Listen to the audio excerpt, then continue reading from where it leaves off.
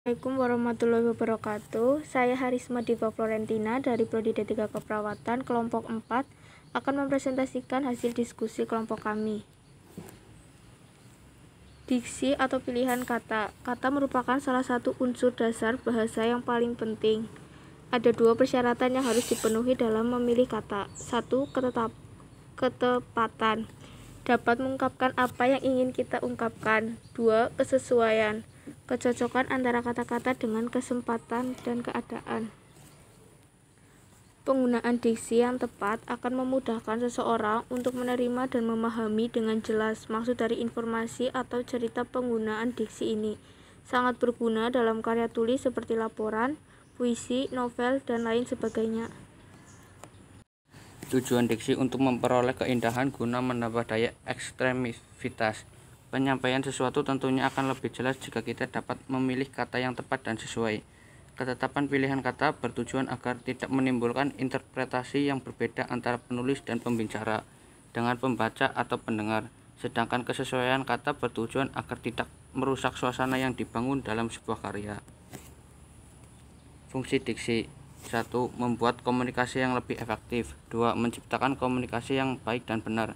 3. Menciptakan suasana yang tepat. 4. Mencegah perbedaan penafsiran. 5. Mencegah salah pemahaman. 6.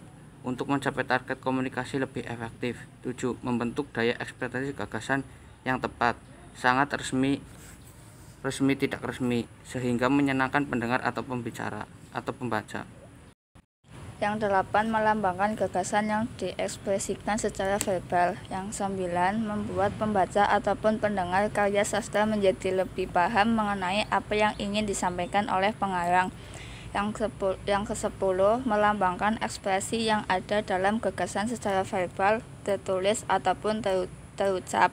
Yang ke-11. Membentuk ekspresi ataupun gagasan yang tepat sehingga pendengar ataupun pembacanya dapat ikut merasakan apa yang tersampaikan. Yang ke-12. Ciri-ciri diksi. Yang pertama, menggunakan pilihan kata yang tepat dan sesuai dengan konteks kalimat yang digunakan untuk mengungkapkan gagasan. Yang kedua, pilihan kata yang digunakan dapat membedakan nuansa, makna, kata, dan bentuk yang sesuai dengan ide atau gagasan, situasi, dan nilai rasa pembaca maupun pendengar. Yang ketiga, menggunakan pendaharaan kata yang dimiliki dan dikenali oleh masyarakat dan dapat menggerakkan dan memperdayakan kekayaan tersebut menjadi jaringan kata yang jelas. Jenis-jenis diksi. Secara umum, diksi dibagi menjadi dua jenis. Dua jenis diksi adalah diksi berdasarkan maknanya dan diksi berdasarkan leksikal. Penjelasan dari jenis-jenis diksi adalah sebagai berikut. Diksi berdasarkan maknanya. Makna denotatif adalah makna yang sebenarnya dari suatu kata atau kalimat. Contohnya, Budi selalu kerja keras untuk mendapatkan hasil terbaik. Makna konotatif adalah kata atau kalimat yang memiliki arti bukan sebenarnya. Contohnya, Mario adalah seorang kutu buku. Ia tahu banyak hal. Diksi berdasarkan leksikal. Sinonim. Sinonim adalah kata yang mempunyai arti yang sama dengan kata lain. Contohnya bahagia, senang, lezat, enak, pintar, pandai. Antonim. Antonim adalah kata yang memiliki arti berlawanan dengan kata lain. Contohnya naik, x turun, besar, kecil, banyak, sedikit, cepat, lambat. Honomin. Honomin adalah kata yang memiliki lafal dan ejaan yang sama namun artinya berbeda satu sama lain. Contohnya penggunaan kata bulan pada kalimat berikut. Bulan terlihat bulan penuh malam ini. Semua karyawan mendapatkan gaji setiap bulan. Homofon. Homofon adalah kata yang memiliki ejaan dan makna yang berbeda namun lafal sama. Contohnya, Anton menabung uangnya di bank secara rutin. Bang Anton bekerja di perusahaan pembiayaan. Kata bank dan bank pada kalimat di atas memiliki lafal yang sama namun ejaan dan maknanya berbeda. Homograf. Homograf adalah kata yang memiliki lafal dan arti yang berbeda namun ejaannya sama.